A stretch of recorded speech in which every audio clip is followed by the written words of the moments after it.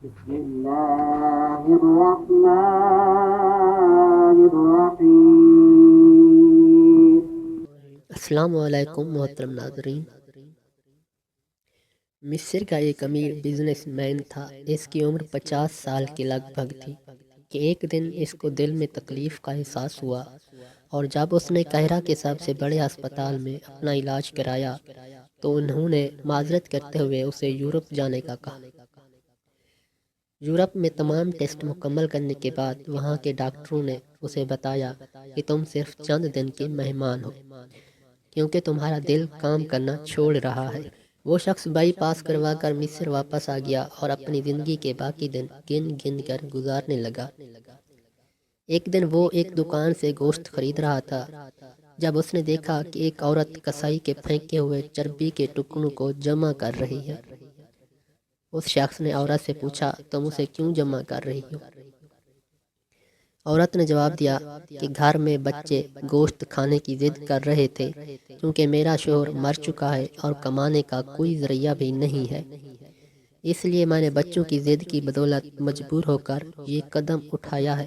اس پھینکی ہوئی چربی کے ساتھ تھوڑا بہت گوشت بھی آ جاتا ہے جسے صاف کر کے پکا لوں گی۔ بزنس مین کی آنکھوں میں آنسو آ گئے۔ اس نے سوچا، میری اتنی دولت کا مجھے کیا فائدہ؟ میں تو اب بس چند دن کا مہمان ہوں۔ میری دولت کسی غریب کے کام آ جائے، اس سے اچھا اور کیا۔ اس نے اسی وقت اس عورت کو کافی سارا گوشت خرید کر دیا اور کسائی سے کہا، اس عورت کو پہچان لو، یہ جب بھی آئے اور جتنا بھی گوشت مانگے اسے دے دینا اور پیسے مجھ سے لے لینا۔ اس واقعے کے بعد وہ شخص اپنے روزمرہ کے معمولات میں مصروف ہو گیا۔ کچھ دن اسے دل میں کسی تکلیف کا احساس نہ ہوا تو اس نے قاہرہ میں موجود لیبارٹری میں دوبارہ ٹیسٹ کرائے۔ ڈاکٹروں نے بتایا کہ رپورٹ کے مطابق آپ کے دل میں کوئی مسئلہ نہیں ہے، لیکن تسلی کے لیے آپ دوبارہ یورپ میں چیک اپ کروائیں۔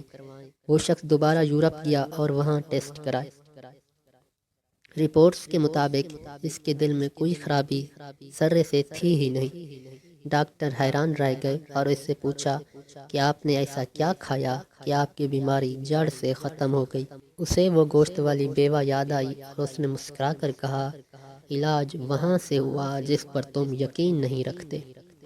بے شک میرے نبی صلی اللہ علیہ وسلم نے سچ کہا تھا کہ صدقہ ہر بلا کو ٹالتا ہے۔